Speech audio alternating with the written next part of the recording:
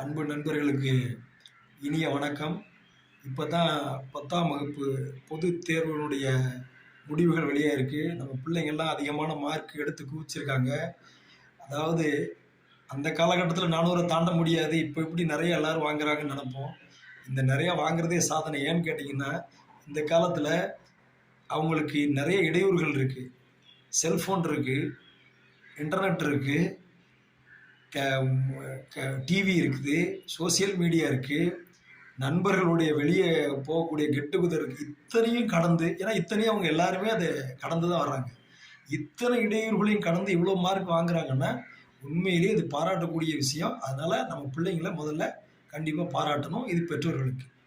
இப்போது பிள்ளைங்களுக்கு இதுக்கு முன்னால் கையில் ஒரு பேப்பரும் பேனாவும் எடுத்து வச்சுக்கணும். முதல்ல எடுத்து வச்சுக்கோங்க. இப்போ பேசிகிட்டே இருக்கும்போது நான் சில தகவல்கள் சொல்லும்போது அதை நோட் பண்ணிட்டே இருக்கணும் நீங்கள். சரியா? அதுக்கு முதல்ல பிள்ளைங்களுக்கு ஒரு விஷயம்.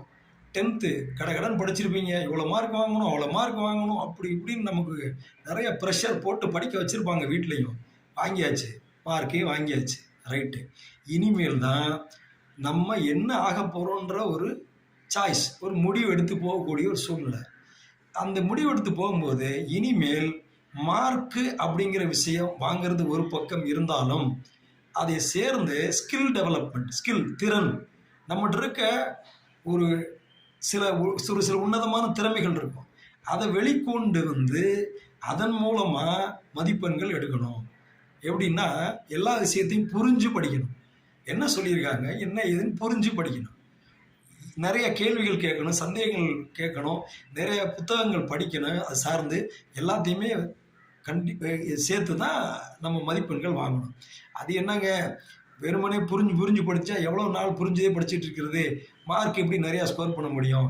கண்டிப்பாக சொல்கிறேன், புரிஞ்சு படித்தா நிறைய மார்க் ஸ்கோர் பண்ணலாம். வெறுமனே படித்து எழுதுறது பசிக்கு சாப்பிட்ற மாதிரி, புரிஞ்சு படிக்கிறது ருசிக்கு சாப்பிட்ற மாதிரி. உங்களுக்கே தெரியாமல் நீங்கள் நிறையா சாப்பிடுவீங்க. ருசித்து சாப்பிடும்போது கொஞ்சம் கொஞ்சமாக சாப்பிட்டாலும் கண்டிப்பாக நிறையா சாப்பிடுவீங்க. அதனால் நிறைய மதிப்பெண் வாங்கலாம். அப்புறம் திறன் மேம்பாடு, உங்களுக்குரிய ஸ்கில்லை வெளியே கொண்டு வரணும். சும்மா எந்த ஸ்கில்லையும் இல்லாமல் வெறும் மார்க் வாங்குறது மட்டுமே குறிக்கோளாக இருக்கக்கூடாது. இன்னைக்கு உலகமே ஸ்கில் டெவலப்மெண்ட்டை நோக்கி தான் ஓடுது. யாருக்கு நிறைய ஸ்கில் இருக்கோ அவங்களுக்கு தான் இங்கே வேலை வாய்ப்பு மற்றும் எல்லா விதமான வாய்ப்புகளும் இங்கே உருவாகும். அது ஒரு சின்ன எக்ஸாம்பிள் சொல்கிறேன். ஒரு 30 கிலோ கல், அதை தூக்கிட்டு போய் 1 கிலோமீட்டர் தாண்டி வச்சுருங்க அப்படின்னு உங்களுக்கு ஒரு வேலை கொடுத்தோம்னா தலையில் தூக்கிட்டு போனால் ஹார்ட் ஒர்க்கு. இது யார் வேணாலும் செய்யலாம். அடுத்து ஒரு சின்னதாக வண்டி செஞ்சு அப்படியே கையில் இழுத்துக்கிட்டே அந்த கல்லை அது மேலே வச்சு கையில் இழுத்துக்கிட்டே போய் போடுறோம். இது ஸ்மார்ட் ஒர்க்கு. இதுக்கு கொஞ்சோன்னு அறிவை யூஸ் பண்ணி, திறனை யூஸ் பண்ணி அதை எடுத்துகிட்டு போயிடலாம். அடுத்து 3வது, அதே வண்டியில் ஒரு மோட்டரை ஃபிக்ஸ் பண்ணி அப்படியே ஒரு ஆட்டோமேட்டிக் மோட்டாரை மாற்றி ஓட்டிகிட்டே போய் போட்டோம்னா நேரமும் மிச்சம் எல்லாமே. இங்கே அறிவியல் உள்ளே சேருது. அப்போது ஹார்ட் ஒர்க்கு, ஸ்மார்ட் ஒர்க்கு, அதனுடன் சேர்ந்த அறிவியல், இந்த 3 சேர்ந்தது தான் சக்ஸஸ். ஸோ அந்த மாதிரி தான் நீங்கள் உருவாகணும். ரைட்டு. இந்தமாரி கசகசன்னு இதை பற்றியே ஏன் பேசிகிட்டு இருக்கேன், நாங்கள் 10th முடிச்சு அடுத்து என்ன பாடம் படிக்க போகிறோம் அப்படின்னு கேட்குறோம் அப்படின்னு எதிர்பார்த்து காத்துட்ருக்கீங்க. ரைட்டு, உங்களுக்குலாம் சொல்கிறேன். இப்போ நீங்கள் கையில் வச்சுருக்க பேப்பரு பேனாவை ரெடியாக எழுத ஆரம்பிச்சிருங்க. அதாவது நமக்கு அடுத்து +1 +2ல் நம்மளை எதிர்நோக்கி இருக்க குரூப், எந்த குரூப் எடுக்கணும், எந்த பாடத்தை எடுக்கணும்னு சொல்லி ஒரு சந்தேகம் இருக்கும். என்னென்னலாம் பாடம் இருக்குது அப்படின்னு பார்த்தா, மேஜராக என்னை கேட்டால் ஒரு 5 வெரைட்டி தான் சொல்லுவேன். 5 தான். அதுக்கு மேலே நீங்கள் நிறையலாம் போக வேண்டாம். நம்பர் 1, எல்லாருக்கும் பொதுவான ஒரு குரூப்பு, மேத்தமெட்டிக்ஸ் ப்ளஸ் பயாலஜி. இதில் என்ன இருக்குன்னா ஃபிசிக்ஸு, கெமிஸ்ட்ரி, பயாலஜி, மேத்தமெட்டிக்ஸ் மேஜராக. அது பயாலஜி மட்டும் இருக்கிற மாதிரி, அது ஃபிசிக்ஸ், கெமிஸ்ட்ரி, பயாலஜியில் பாட்டனி, சுவாலஜி அப்படின்னு இருக்கும். சரியா? இதில் அடுத்து அதாவது கணக்கு மட்டும், ஃபிசிக்ஸு, கெமிஸ்ட்ரி, மேத்தமெட்டிக்ஸு, ஒரு கம்ப்யூட்டர் சயின்ஸை சேர்த்துப்பாங்க. இது 1. அடுத்து ஃபிசிக்ஸு, கெமிஸ்ட்ரி, பயாலஜியோட கம்ப்யூட்டர் சேர்த்து 1 இருக்குது, 4. அப்புறம் அக்கௌண்டன்சி அண்ட் காமர்ஸ், இந்த மாதிரி குரூப் இருக்குது. இது எல்லாம் இல்லாமல் இதே குரூப்ஸ் எல்லாம் நிறைய இருக்குன்னு வச்சுக்கோங்களேன். அக்ரிகல்ச்சர், அதெல்லாம் அது உங்களோட இன்ட்ரெஸ்ட் பொறுத்து. பட் நான் இங்கே பேச போகிறது மொத்தமே 3 குரூப்பை பற்றி மட்டும்தான். 3 குரூப் படித்து மட்டும்தான். ஏன்னா எல்லாத்தையும் அலசி ஆராய்ஞ்சிக்கிட்டு இருந்தோம்னா நமக்குரிய வாய்ப்புகள் எது எது நமக்கு புரியாமல் போயிடும். முதல்ல இருக்கிற வாய்ப்பு அதாவது கம்ப்யூட்டர் சயின்ஸு, சாரி, முதல்ல இருக்கிற வாய்ப்பு வந்து ஃபிசிக்ஸு, கெமிஸ்ட்ரி, பயாலஜி, மேத்தமெட்டிக்ஸ். இதுதான் எவர் கிரீன், எப்போதும் எல்லா வகைக்கும் எல்லா எதிர்காலத்துக்கும் உதவுற குரூப்னா இந்த குரூப் தான். இது அந்த காலத்தில் ஃபஸ்ட் குரூப்னுவாங்க. இப்போ நம்ம ஃபஸ்ட்டு செகண்ட் பேச வேணாம். இது பயோ மேத்தமெட்டிக்ஸ் குரூப்னுவாங்க. இந்த குரூப்பை எடுக்கணும் அப்படின்னா கண்டிப்பாக ரொம்ப இலகுவாக இருக்கும். இது படிக்கிறதுக்கு ஒன்றும் பிரச்சனை இல்லை. இது பார்த்து பயப்பட தேவை கிடையாது. நமக்கு நல்லா ஸ்கோர் வரும். இதுக்கு வந்து மினிமம் மேக்ஸிமம் மட்டும் பார்த்து முடிவெடுக்கணும்.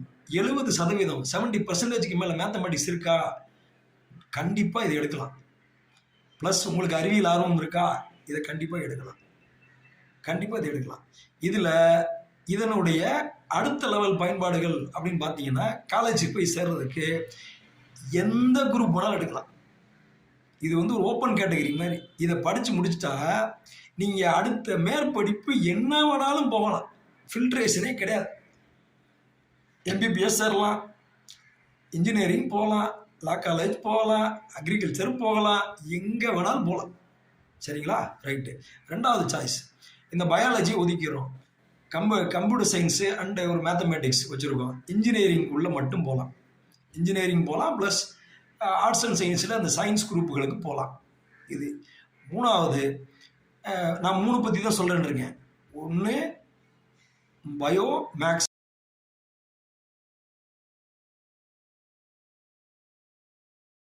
ஒன்று உங்களுக்கெல்லாம் ஒன்று சொல்லிக்கிறேன். இப்போல்லாம் நல்ல முறையில் மேக்ஸில் மார்க் எடுக்கிறீங்க. தயவு செய்து மேத்தமேட்டிக்ஸை விட்டுட்டு போகணும்னு நினைக்காதீங்க. ஏன்னா மேத்தமேட்டிக்ஸ் லைஃப் லாங் வரக்கூடிய விஷயம். நீங்கள் மேத்தமேட்டிக்ஸை கையில் வச்சிருக்கிறது அது உங்களுக்கு கடினமாக தெரிஞ்சாலும் அதற்குரிய அடுத்த கட்ட வாய்ப்புகள், ஆப்பர்ச்சுனிட்டிஸ் நிறைய இருக்கும். ஓகேவா? ரைட்டு. இந்த 3ல் ஏதாவது ஒன்று எடுத்துருங்க. இதுக்கு அப்புறம் உள்ள ஆப்பர்ச்சுனிட்டிஸ் காலேஜ் லெவலில் என்ன மாதிரி இருக்கும் அப்படின்னா, இப்போ நீங்கள் எம்பிபிஎஸ் போகணுன்னா நீட் கண்டிப்பாக எழுதி ஆகணும். கரெக்டாக? ரைட்டு. அதை விட்டுருங்க. அது உங்களுக்கு அந்த ப்ரொசீஜர் நல்லாவே தெரியும். ரைட்டு. அது இல்லாமல் அடுத்த கட்டத்துக்கு சொல்கிறேன். ஒரு இன்ஜினியரிங் சேரணும் அப்படின்னா தயவு செய்து மாணவர்களே, தயவு செய்து குழந்தை செல்வங்களே, நீங்கள் உயரிய கல்லூரிகளில், உயரிய பல்கலைக்கழகங்களில் படிக்கணும்னு ஆசை வைக்கணும். எங்கள் வீட்டு பக்கத்தில் ஒரு இன்ஜினியரிங் காலேஜ் இருக்குது. பஸ்ஸில் போயிட்டு வர்ற தூரம். நான் அங்கே போனால் ஹாஸ்டல் ஃப்ரீ கொடுப்பாங்க, எங்களுக்கு காலேஜ் ஃபீஸ் ஃப்ரீன்னு சொல்லியிருக்காங்க அப்படின்ற முறையில் போகாதீங்க. ரைட்டு. அப்படி போகாமல் தரமான கல்லூரியில் சேரணும் அப்படின்னா ஒவ்வொரு பாடத்திட்டத்திலையும் ஒவ்வொரு விஷயத்துலையும் நமக்கு தெரியாத சில தேர்வுகள்லாம் இருக்குது. அதை இப்போ இருந்தே தெரிஞ்சு வச்சுக்கணும். தெரிஞ்சு வச்சுட்டு இப்போ இருந்தே படிக்க சொல்லலை. நம்ம தெரிஞ்சு வச்சுக்கிட்டோம்னா அந்த காலநிலைகள் வரும்போது, அந்த டைம் பீரியட் வரும்போது அதை எதிர்கொள்கிறதுக்கு உங்களுக்கு வசதியாக இருக்கும். இப்போது நான் மெடிக்கல் சொல்லிவிட்டு அது நீட்டு தான் இப்போதைக்கு. அது இப்போதைக்கு அதை சார்ந்து தான் நம்ம போகணும். இப்போ இன்ஜினியரிங்கில் ஒரு டாப் காலேஜ் அப்படின்னா ஈவன் நான் சொல்கிறது வந்து IIT, Indian Institute of Technology, NIT, National Institute of Technologies, இந்த 2 கல்லூரியிலையும் ஃபீஸ் பணத்தை கட்டி படிக்கிறோம்ல, அது வந்து ரொம்ப ரொம்ப ரொம்ப குறைவு. வருக்கு 5000. நம்ப முடியுது அவங்களால? ஆனால் அதில் படித்தா, அதெல்லாம் சுந்தர் பிச்சை படித்து வேலைக்கு போனார். அதில் படித்தா உலகளாவிய லெவலில் நீங்கள் பெரிய ஆளாக வரலாம். ஆனால் வருஷத்துக்கு 5000 தான். அப்போது இவ்வளவு அமௌண்ட்டு மிச்சமாக இருக்க ஒரு கல்லூரியில் சேர்றதுக்கு கொஞ்சம் தேர்வு கடினமாக தான் இருக்கும். அப்போ நம்ம இப்போ இருந்தே அதுக்கு உழைக்க ஆரம்பித்தோம்னா, அதுக்கு தயார் நிலைப்படுத்த ஆரம்பித்தா நல்லாயிருக்கும். அந்த எக்ஸாம் பேர் ஜேஇஇ அப்படின்னு சொல்லுவாங்க, ஜாயிண்ட் என்ட்ரன்ஸ் எக்ஸாம். இந்த எக்ஸாம் கொஞ்சம் மேத்தமெட்டிக்ஸ் நல்லா தெரிஞ்சிருக்கணும், ஃபிசிக்ஸ் கெமிஸ்ட்ரி போடணும். இதில் நம்ம நல்ல மார்க் வாங்கிட்டோம் அப்படின்னா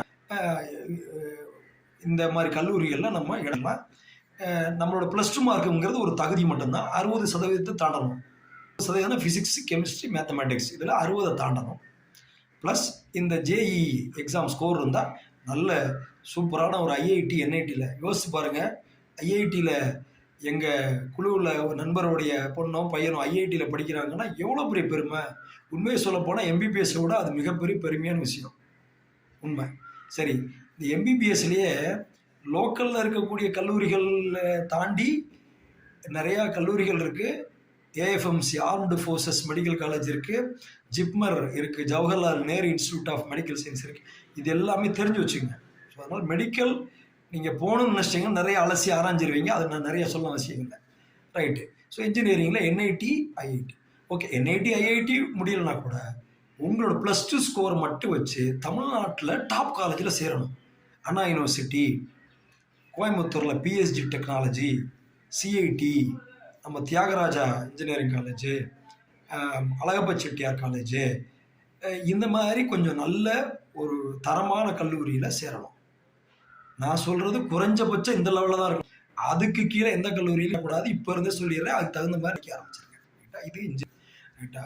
அடுத்து இது ரெண்டுமே இல்லை கேட்டகரியில் ஒரு சயின்ஸு போகலாம் கண்டிப்பாக போகலாம். நிறைய இருக்குது. ஃபிஷரிஸ் எத்தனை பேருக்கு தெரியும்னு தெரில. ஃபிஷன்ஸ் +2 முடிச்சுட்டு நீங்கள் சயின்ஸ் படித்தவங்களும் போடலாம், பயோமேக்ஸ் படித்தவங்களும் போடலாம். ஃபிஷரி சயின்ஸ் இதில் பியூர் மேத்தமேட்டிக்ஸ் அதில் அப்ளை பண்ண முடியாது. நம்ம காரைக்காலில் இருக்குது அதோட யூனிவர்சிட்டி, மீன்வளத்துறை. அதில் ரொம்ப லிமிட்டட் சீட் இருக்கும். சேர்ந்து படித்து முடித்தா அனைவருக்குமே வேலை இருக்குது, அரசாங்க வேலை இருக்குது. இது நிறைய பேருக்கு தெரிஞ்சிருக்க வாய்ப்பு இல்லை, தெரிஞ்சுக்கோங்க. அது இல்லாமல் அக்ரிகல்ச்சர் சயின்ஸ் இருக்குது. இதெல்லாம் நிறைய பாடத்திட்டங்கள் அதில் இருக்குது. நான் முக்கியமான விஷயத்தை மட்டும் சொல்கிறேன், நிறைய ப்ராப்ளம் போகணும். அடுத்து இல்லாமல் நான் கவர்மெண்ட் வேலைக்கு தான் போகிறேன் அப்படின்னா நான் சொன்னேன் 1வது டிகிரி ஹார்ட் ஒர்க் என்னன்னாலும் பரவாயில்ல, உட்காந்து படிச்சுக்கிட்டே இருக்கணும். அந்த மாதிரி ஒரு விஷயம் தேர்ந்தெடுக்கணும். அந்த கல்லூரிக்கு போகும்போது ஒரு இலகுவான ஒரு ரொம்ப லேசாக இருக்கக்கூடிய ஒரு பாடத்திட்டத்தில் ஒரு ஒரு ஒரு டிகிரி எடுத்து படிச்சு நீங்கள் போட்டித் தேர்வுக்கு தயாராகணும். இது ஒரு கேட்டகரி. சரிங்களா? அதனால் நீங்கள் இதில் எதை சூஸ் பண்ண போகிறீங்க அப்படின்னு ஒரு முடிவு எடுங்க. இன்னும் சூஸ் பண்ணுறதுக்கு தயக்கமாக இருக்குது அப்படின்னா என்கிட்ட நீங்கள் தனிப்பட்ட முறையில் டவுட் கேட்கலாம். சரிங்களா? அடுத்து சார் +1 +2 படிக்கிறது இருக்கட்டுங்க. ரைட்டு. 10th வேறு ஏதாவது உயர்கல்வி கட்டாயம் இருக்குது. என்ன இருக்குது? பாலிடெக்னிக்கில் முன்னாடி மாதிரி யாரும் அவ்வளோவா ஆர்வமாக சேர்றதில்லை. ஆனால் என்னை கேட்டால் தரமான பாலிடெக்னிக் நிறையா இருக்குது. நான் ஒரு எக்ஸாம்பிள் சொல்கிறேன். இந்த பக்கத்துலேருந்தே சொல்கிறேன். சென்னையில் தரமான பாலிடெக்னிக்னா முருகப்பா பாலிடெக்னிக், மிகப்பெரிய குரூப்பு. அடுத்து நம்ம திருநெல்வேலி பக்கம் போகணும்னா சங்கர் பாலிடெக்னிக் இருக்குது. கோயம்புத்தூர் போகணுன்னா பிஎஸ்ஜி பாலிடெக்னிக் இருக்குது, சிஐடி இருக்குது. இந்த மாதிரி ரொம்ப தரமான பாலிடெக்னிக் இருக்கணும். மதுரை போனீங்கன்னா நம்ம தமிழ்நாடு பாலிடெக்னிக் இருக்குது. இந்த மாதிரி இதில் இப்போ உள்ள லேட்டஸ்ட்டு குரூப்ஸை எடுத்து படிக்கணும். இப்போ உள்ள லேட்டஸ்ட் குரூப் என்ன அப்படின்னு பார்த்தீங்கன்னா, இது நீங்கள் சரி இல்லை +2 முடிச்சு சரி, இப்போ ட்ரெண்ட் இருக்குது. இன்னொரு 10லேருந்து 20 வருஷம் வரைக்கும் உலகத்தை ஆளப்போவது ஆர்டிஃபிஷியல் இன்டெலிஜென்ஸ், செயற்கை நுண்ணறிவு. அதாவது மனிதன் சிந்தித்து செயல்படக்கூடிய எல்லா வேலையும் செய்ய வைக்கக்கூடிய விஷயம். முன்னாடி மிஷின் செஞ்சிச்சு, இப்போ மிஷினே சிந்திச்சு செயல்படணும். மனுஷன் மாதிரியே யோசனை பண்ணி அதுவே யோசனை நான் சொல்லக்கூடாது, அது யோசிச்சு அதுவே செய்யணும். கேட்டது ரோபோன்னு சொல்கிறாங்க இல்லையா, ரோபோ. ரைட். அதை மாதிரி தான் அந்த ரோபோலாம் இன்னும் அடிஷ்னல் நிறையா அந்த இதுக்கு சொல்லி கொடுத்து அதை உருவாக்குறாங்க. ஸோ மனிதன் செய்யக்கூடிய விஷயத்த ஒரு மிஷின் செய்ய சொல்கிறது. இல்லை ஆர்டிஃபிஷியல் இன்டெலிஜென்ஸ் இருக்குது, டேட்டா சயின்ஸ் இருக்குது. அதில் வரக்கூடிய பிரச்சனைகளை சமாளிக்கிறதுக்கு செக்யூரிட்டி இருக்குது, ஐஓடி இருக்குது, இன்டர்நெட் ஆஃப் திங்ஸ் இருக்குது. இதெல்லாம் கம்ப்யூட்டர் சயின்ஸ் இன்ஜினியரிங்க்கு கீழே வர துணை பாடங்கள். இதுக்கு பேர்லேயே டிகிரி நமக்கு. இதில் கொஞ்சம் சைன் பண்ணி மேலே போனால் எங்கேயோ நீங்கள் மொத்தத்தில் கடைசியாக ஒரு விஷயம் சொல்கிறேன். எந்த பாடத்தை எடுத்தாலும் சரி, நீங்கள் +1 +2லேருந்து ஆரம்பித்து போயிட்டுருக்கீங்க, கல்லூரியில் போய் எந்த பாடத்தை எடுத்தாலும் சரி, இன்றைய காலகட்டத்தில் அனைத்து பாடத்துலேயுமே ஸ்கில்டாக இருக்கணும். ஸ்கில்டுனா திறனாக இருக்கணும். நானும் படித்தேன் முடித்தேன் மார்க் வாங்கினேன் போகக்கூடாது. அதில் திறனாக இருக்கும். அதில் ஒரு 50 பேர் இருக்கானா, 50ல் முதல் 10 பேர், அதாவது செயல்முறை அறிவியல்,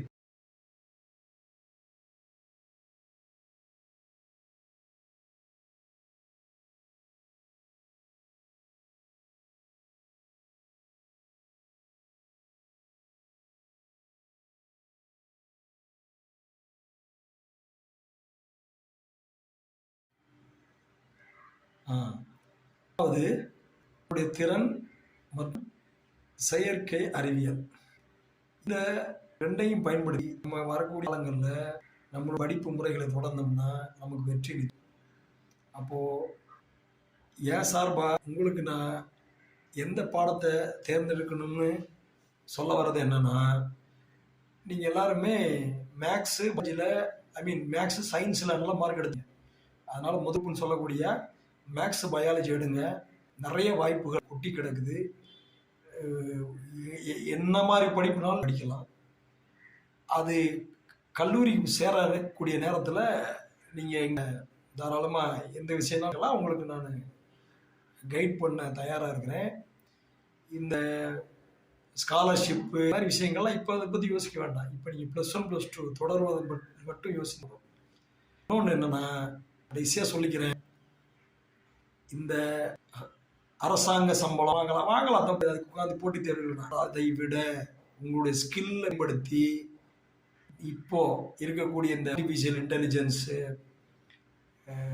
டேட்டா மைனிங்கு, சைபர் செக்யூரிட்டி, இந்த ஐஓடி மாதிரி ஒரு லேட்டர் விஷயங்களை இதில் பெரிய ஆளாகலாம். நிறைய சம்பளங்களை வாங்கி குவிக்கலாம்.